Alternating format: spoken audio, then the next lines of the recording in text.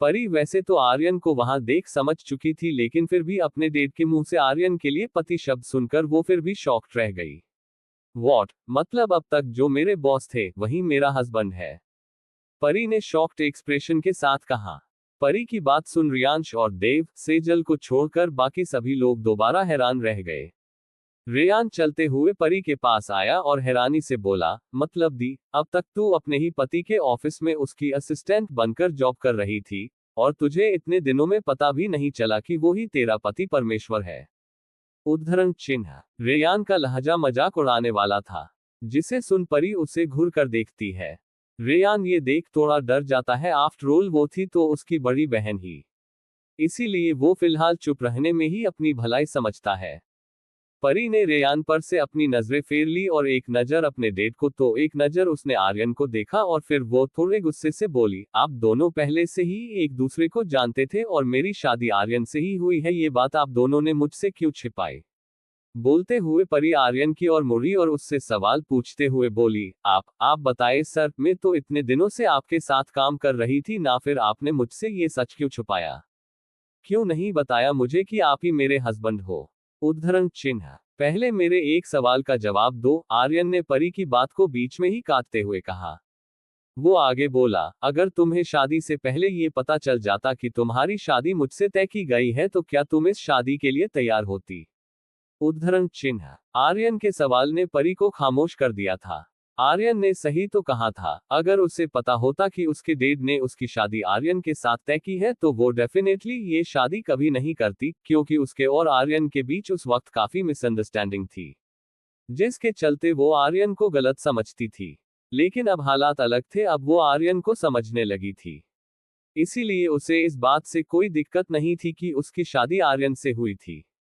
परी को अपनी गलती का एहसास हो चुका था और साथ ही ये भी जो आर्यन उसे समझाना चाह रहा था। परी रियांश के पास आए और अपने दोनों कान पकड़ते हुए अपनी नाम आंखों से बोली, सॉरी डैड, मुझे आपसे इस तरह से बात नहीं करनी चाहिए थी। I am really sorry dad. बोलते हुए परी की आंखों से आंसू भर निकले, जिसे देख रितंश के दिल में दर्द होने लगा। उसे अपनी बच्ची की आंखों में आंसू बिल्कुल भी बर्दाश्त नहीं थे। रियांश ने आगे बढ़कर परी को अपने गले से लगा लिया। माँ बाप कभी अपने बच्चों के लिए कोई गलत डिसीजन नहीं लेते। हाँ, ये बात भी सच है कि उनसे भी कभी कोई गलती हो सकती है, आखिर है तो वो भी इंसान ही, लेकिन इसका मतलब ये नहीं कि माँ बाप को अपने बच्चों की खुशियों की परवाह नहीं होती। तो अगर पेरेंट्स अपने बच्चों पर भरोसा कर सकते हैं तो बच्चों का भी फर्क बनता है कि वो अपने पेरेंट्स पर उनके लिए हुए फैसलों पर भरोसा करे। परी ने और बाकी सभी ने रियांश की बातों को सुना, उन्हें रियांश की बातें बिल्कुल सही लगी, और परी ने भी रियांश को देखते हुए सहमति में अपना सिर हिलाया। अरे यजमान, शादी आज ही करवानी है ना? पंडित जी ने जब ये कहा तब जाकर सबको ध्यान आया कि वो लोग आखिर यहाँ किस लिए आए थे। रियांश ने अपनी वॉच में टाइम देखा, रात के 11:20 बज रहे थे। मतलब उनके पास अब सिर्फ 40 मिनट का हो समय बचा था। जल्दी ही परी और आर्यन को मंडप में ले जाया गया, और पंडित जी ने शादी की विधि आरंभ कर दी। वहीं दूसरी तरफ जब एलेक्स प्राइवेट प्लेन से इंडिया आया तब तक रात के 9 बजे बज चुके थे, और वो बेसब्री से शहर के बाहर अपने भेजे गए आदमियों के जरिए परी का इंतजार कर रहा था, ताकि वो उसे अपनी आंखों के सामने तड़पा तड़पा कर मार सके। लेकिन जब उसे जॉन के जरिए ये पता चला कि परी ने कैसे अपनी शक्तियों की वजह से अपने आप को उन लोगों से बचा लिया था और वहां से भाग गई थी, ये सुन उसे बहुत गुस्सा आया, इस बात पर नहीं कि परी ने अपनी शक्तियों का इस्तेमाल किया, बल्कि वो इस बात से ज्यादा गुस्सा था कि उसके आदमियों की एक छोटी सी गलती की वजह से परी उसके हाथ से निकल चुकी थी। एलेक्स ने अब सोच लिया था कि वो अब अपने दुश्मनों के सामने आकर उन्हें ललकारेगा।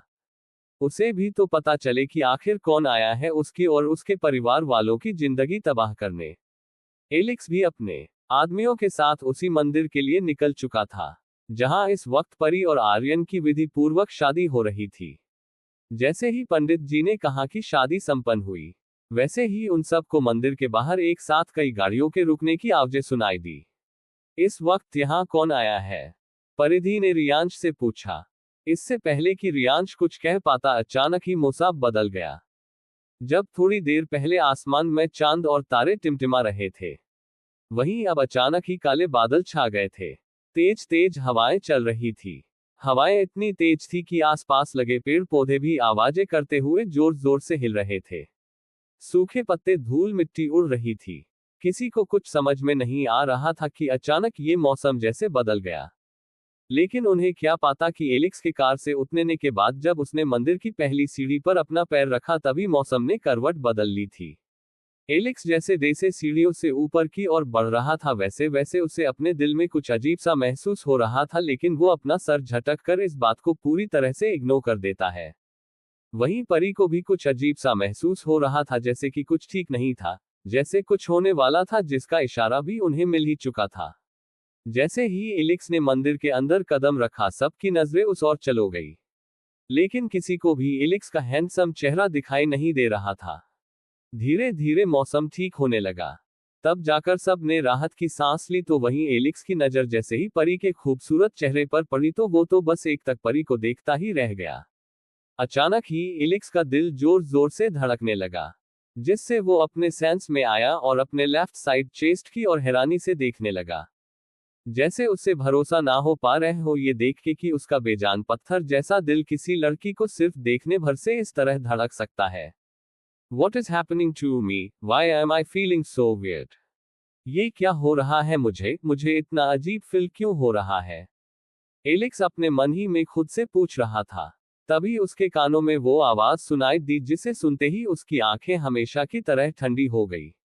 जहां अभी कुछ सेकंड पहले वो शांत मन से अपने अंदर हो रहे बदलाव को समझने की कोशिश कर रहा था, वहीं अब उसकी आंखों में गुस्सा और नफरत नजर आने लगी थी। कौन हो तुम और यहाँ क्यों आए हो? रियांश ने अपनी जगह से थोड़ा आगे आते हुए एलेक्स से पूछा। यही सवाल बाकी सबके मन में भी था, इसीलिए वो लोग भी एलेक्स के कुछ बोलने का वेट करने लगे। एलेक्स ने अपनी आंखें सिकोड़ते हुए रियांश की ओर देखा, फिर अपने उसी ठंडेपन से हिंदी में कहा, मैं वही हूँ जिसका तूने वर्षों पहले सब कुछ छीन लिया था, और आज मैं उसी का हिसाब किताब बराबर करने आया हूँ। उद्धरण चिन्ह। एलेक्स को हिंदी बोलनी बहुत अच्छे से आती थी, लेकिन वो ज्यादातर इंग्लिश या तो इटालियन भाषा ही बोलता था। किसी को कुछ भी समझ में नहीं आ रहा था कि ये आदमी आखिर कह क्या रहा था। तुम कहना क्या चाहते हो? साफ साफ कहो। रियांश का लहजा भी अब शांत और कोमल नहीं था, बल्कि उसकी आंखों में ठंडक और आवाज कठोर और कोर थी।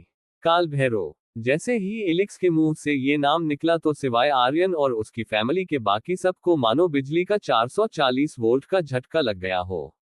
वो आंखें फाड़े एलेक्स को देखने लगे। तुम काल भैरव को कैसे जानते हो? आखिर हो कौन तुम? इस बार ये सवाल परिधि ने पूछा था।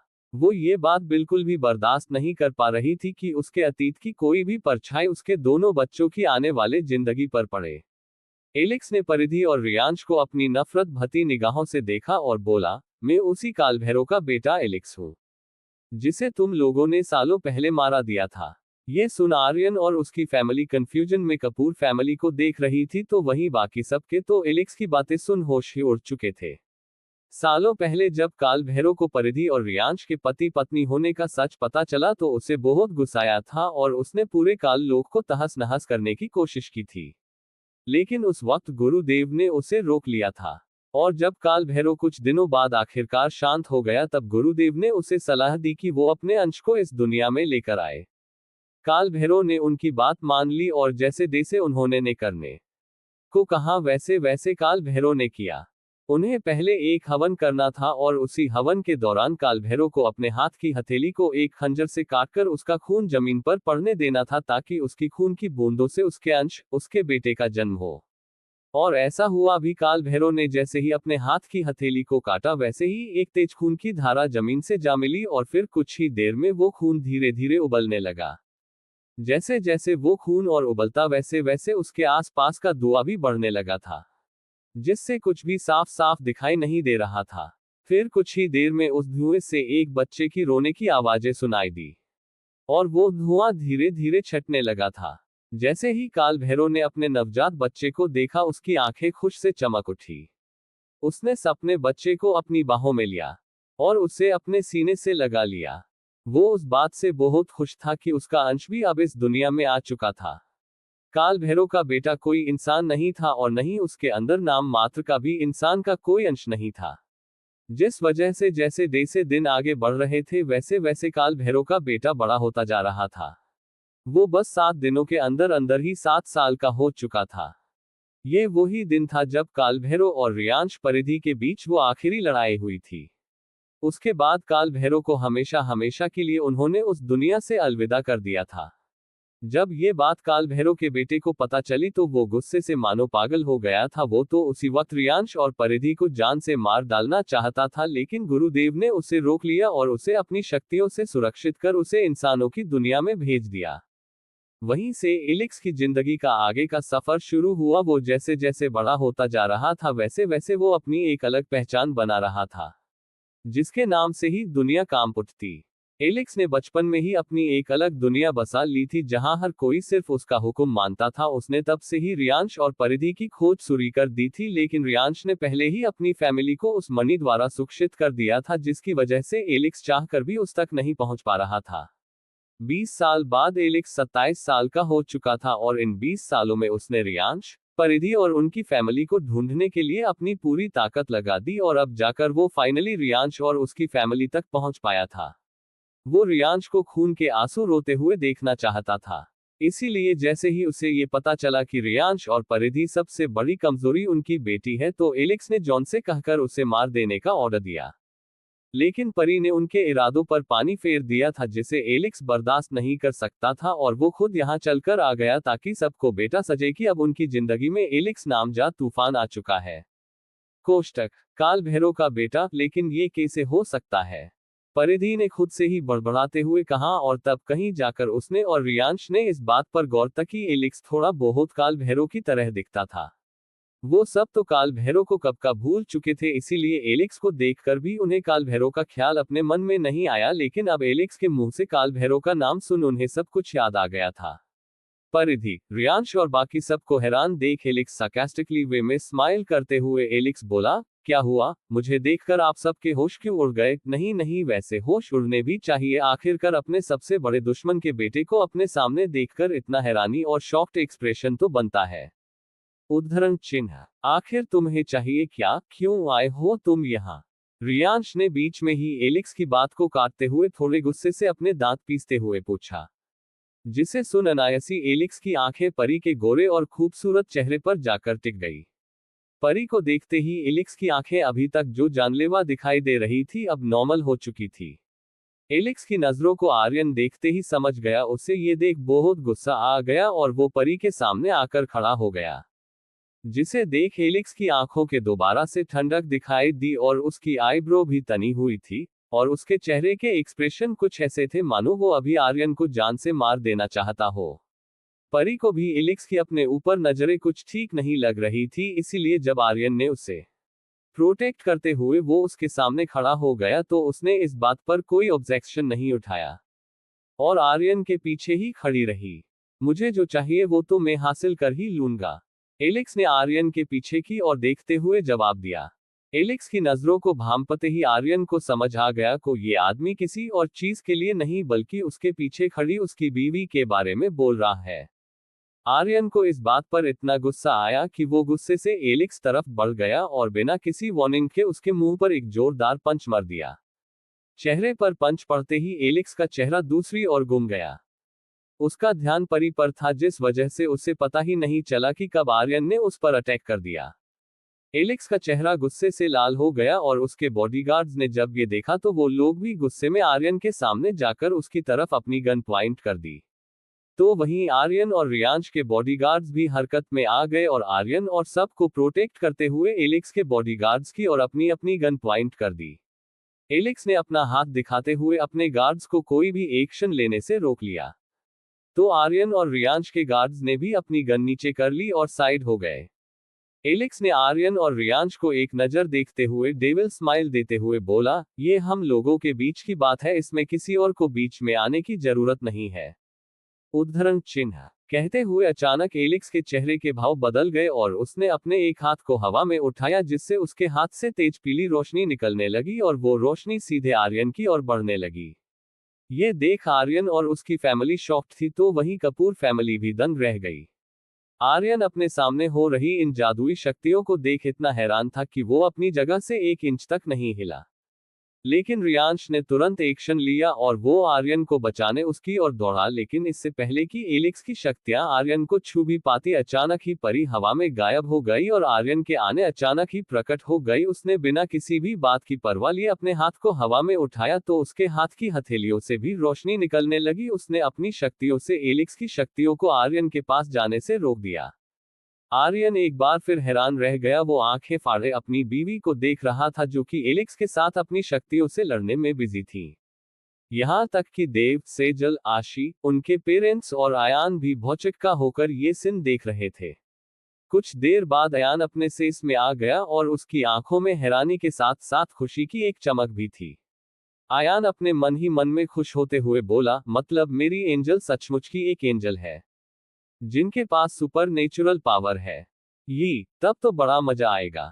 उद्धरण चिन्ह। अयान मन ही मन में ये सब बोलने की हिम्मत कर सकता था, लेकिन अपने डेट के आमने होते हुए वो ऐसा कुछ भी बोल नहीं सकता था, वरना उसे अपने डेट से अच्छी खासी डांट सुनने को मिलती। रियांश, परिधि और सौंदर्य परी के पास अब उनकी शक्तियां नहीं थी, लेकिन कृषा और रेयान के पास परी की ही तरह शक्तियां थी। इसीलिए कृषा और रेयान आगे आए। उन दोनों ने अपनी पूरी फैमिली को एक जगह पर खड़े रहने को बोल अपनी शक्तियों के जरिए एक सुरक्षा घेरा उनके चारों ओर करके वो दोनों परी की मदद करने चले जाते हैं, जो अकेली जी एलिक्स के हर एक वार का मुंह तोड़ जवाब दे रही थी। अब उन तीनों की शक्तियों के आगे एलिक्स की शक्तियां कमजोर पड़ रही थी। वैसे भी वो परी को नुकसान नहीं पहुंचा चाहता था, वो बस उसे थोड़ा बहुत सबक सिखाना चाह रहा था, क्योंकि परी आर्यन को बचाने के लिए उससे लड़ने आ गई थी और ये बात एलिक्स से बर्दाश्त नहीं हो पा रही थी। एलिक्स उन तीनों से लड़ते हुए काफी वीक हो चुका था। उसने एक आखिरी बार अपने हाथ को हवा में उठाया और अपनी शक्तियों से उसके हाथ में एक तेज तर्रार खंजर आ जाता है, जिसे वो रेयान की तरफ फेंकता है, लेकिन गलती से वो खंजर जाकर परी के पीठ पर जा लगा। ये देख सब घबरा गए और एक साथ परी का नाम चिल्लाने लगे।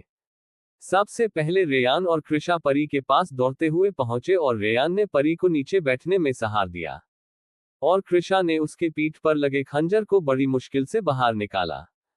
परी के मुंह से हल्की सी आह निकली गई। वहीं एलिक्स भी हैरान था कि उसने ये क्या कर दिया। उसे परी की चिंता हो रही थी, इसीलिए वो उसकी तरफ जा ही रहा था कि तभी उसका असिस्टेंट जॉन उसके पास आया और वो और उनके गार्ड्स उसे जबरदस्ती उसे वहां से अपने साथ लेकर चले गए। आर्यन ये देख अपने आप को रोक नहीं पाया और अपनी पूरी ताकत से उसने उस सुरक्षा कवच को तोड़ दिया जो कृषा और रेयान ने बनाया था उन सबकी सेफ्टी के लिए।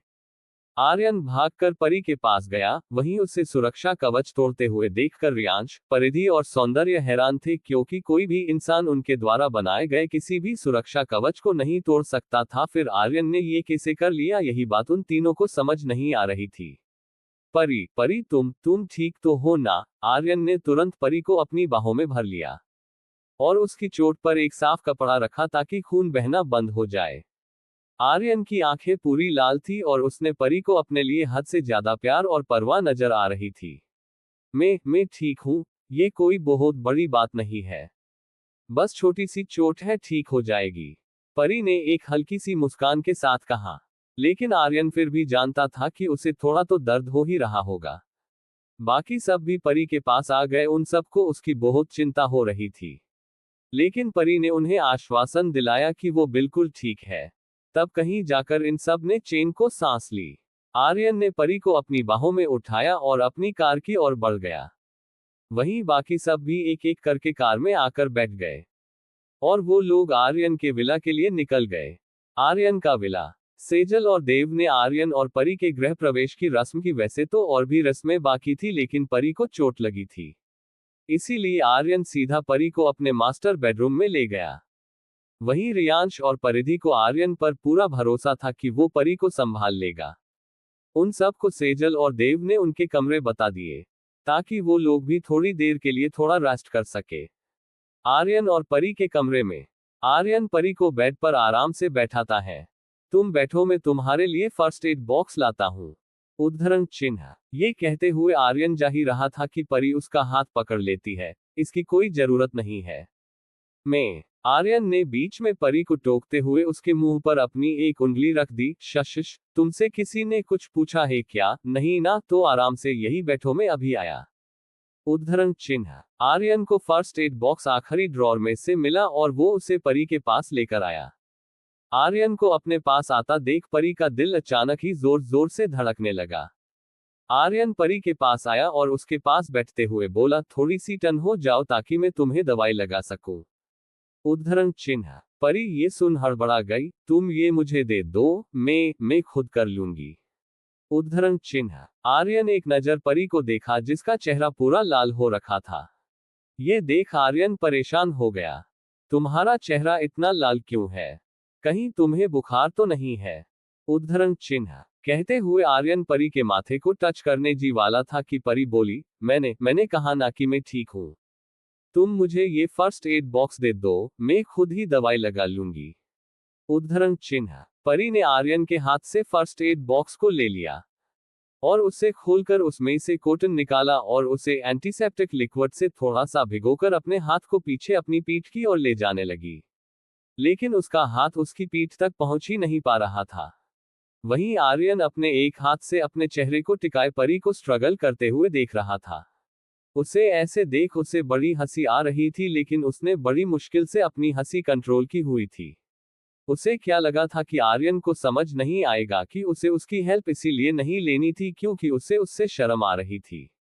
लेकिन आर्यन ने ऐसे जताया जैसे उसे कुछ भी समझ ना आया हो, वरना वो अनकंफर्टेबल हो जाती। अगर तुम्हारा शौक पूरा हो गया हो तो कैन आई? आर्यन ने अपना हाथ आगे बढ़ाया, जिसे देख परी ने ना चाहते हुए भी उसके हाथ में कॉटन पकड़ा दिया और पीछे की ओर टर्न होकर बैठ गई। आर्यन ने परी को देखा जिसने अपने सर पर लाल चुनरी ओढ़ी हुई थी। आर्यन ने पहले उसकी चुनरी को ध्यान से उसके सर से हटा दिया।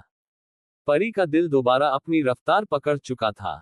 उसने अपने दिल की तेज धड़कती धड़कनों के साथ बेड सीट को कसकर पकड़ते हुए अपनी आंखें बंद कर ली। आर्यन ने परी के ब्लाउज को देखा जो कि पीछे से पूरी डोरियों से बंधा हुआ था। उसे उन्हें खोलने में थोड़ी झिझक महसूस हुई, इसीलिए वो परी की परमिशन लेने के लिए उससे बोला, परी हो है वो एक्चुअली मुझे तुम्हारे घाव को देखने के लिए तुम्हारे ब्लाउज की ऊपर की डोरियां खोलनी होगी। उद्धरण चिन्ह। ये सुन परी अपनी आंखें झट से खोल लेती है। इससे पहले कि परी पीछे मुड़ती या कुछ कहती, आर्यन जल्दी से बोला, अगर तुम कंफर्टेबल नहीं हो तो मैं जाकर किसी को तुम्हारी हेल्प के लिए बुलाकर लाता हूं।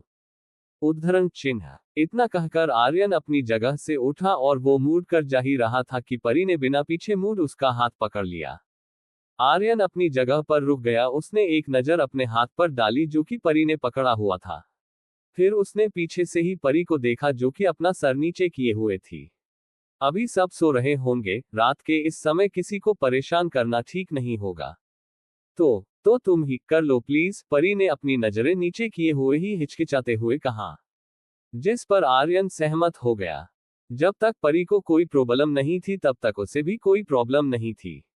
आर्यन वापस अपनी जगह पर बैठ गया। उसने अपने हाथ आगे बढ़ाते हुए परी के ब्लाउज की डोरियां खोलनी शुरू की, जिससे जैसे ही आर्यन के हाथ की ठंडी उंगलियां परी की स्किन को टच हुई, परी के तो रोंगटे खड़े हो गए। उसके हाथ बेड सीट पर और कस गए। आर्यन के एक छोटा सा टी टच भी परी को किसी बिजली की करंट से कम नहीं लग रहा था। आर्यन ने परी के ब्लाउज के ऊपर की दो ही डोरियां खोली और उसका ब्लाउज हल्का सा ठिला हो गया। आर्यन ने कंधे के एक साइड से ब्लाउज को नीचे किया तो उसे कंधे से थोड़े नीचे की और खंजर से लगा घाव दिखा। उसकी आंखें बर्फ की तरह ठंडी हो गई। एलेक्स, तुझे तो मैं छोड़ूंगा नहीं, आर्यन ने मन ही मन कहा। उसने परी के घाव को सावधानी से साफ किया, लेकिन फिर भी परी के मुंह से हल्की सी दर्द भरी आह निकल गई। सॉरी, इट्स ओके, परी ने कहा। आर्यन ने अब की बार और केयरफुल होकर उसे ऑइंटमेंट लगाए और बैंडेज कर दिया। लकीली गहरा घाव नहीं था, वरना प्रॉब्लम हो सकती थी। आर्यन ने वापस परी के ब्लाउज की डोरियां बांधने के लिए अपना हाथ आगे बढ़ाया, लेकिन उसकी गोरी पीठ को देख उसका गला सूखने लगा। उसके दिल की धड़कनें और सांसें तेज होने लगी थी। आर्यन से जब और बर्दाश्त नहीं हुआ तो उसने आगे बढ़कर अपने होंठ से परी की खुली पीठ को छू लिया। परी का चेहरा टमाटर के ही तरह लाल हो गया। उसके रोंगटे खड़े हो गए थे। उसने अपनी आंखें और मिंच ली। आर्यन परी की पीठ को चूम रहा था। उसने अपने एक हाथ से परी के पेट को पीछे से पकड़े रखा था। वो बीच बीच में परी के खुले पेट को सहला भी रहा था। परी ने कुछ नहीं कहा और नहीं उसे रोका। आर्यन कभी परी की पीठ को चूमता तो कभी पीछे से ही उसकी गर्दन को चूमता। वो उसके गले को चूमते हुए उसके कान तक पहुंच गया और उसके कान को चूमते हुए उससे बाइट कर लिया, जिस पर परी की हल्की सी कराह उससे सुनाई दी। आर्यन ने उसी जगह पर लीक किया और अपने चेहरे को उसके कान के पास ले जाकर अपनी अट्रैक्टिव वॉइस में बोला, हैप्पी बर्थडे स्वीट हार्ट। परी ये सुन चौंक गई। उसने उसे पीछे की ओर देखने की कोशिश की और दोनों की आंखें एक दूसरे से जा मिली। तुम्हें मेरा बर्थडे याद था? परी ने हैरानी से पूछा, जिस पर आर्यन जवाब देते हुए बोला, ऑफ कोर्स, मुझे कैसे याद नहीं होगा कि आज तुम्हारा बर्थडे है। उद्धरण चिन्ह। ये कहते हुए आर्यन की आंखों में परी के लिए हद से ज्यादा प्यार देखा जा सकता था। आर्यन के दिल में अपने लिए इतना प्यार देखकर परी अपने आप को और रोक नहीं पाई और उसने झट से पीछे मुड़कर आर्यन के गले से लग गई। इस बार चौंकने की बारी आर्यन की थी। उसने ये कभी एक्सपेक्ट नहीं किया था कि कभी परी खुद आगे आकर ऐसा कुछ करेगी। लेकिन अगले सेकंड ही आर्यन अपने सेस में वापस आ गया और उसने भी परी को उसकी कमर से अपने दोनों हाथों से टाइटली पकड़ लिया और अपने और करीब खींच लिया और अपनी आंखें बंद कर ली। कुछ देर ऐसे ही एक दूसरे को बाहों में भरे बैठे रहे और फिर कुछ देर बाद परी करू से अनायासी निकल गया। लिटिल चेचेम।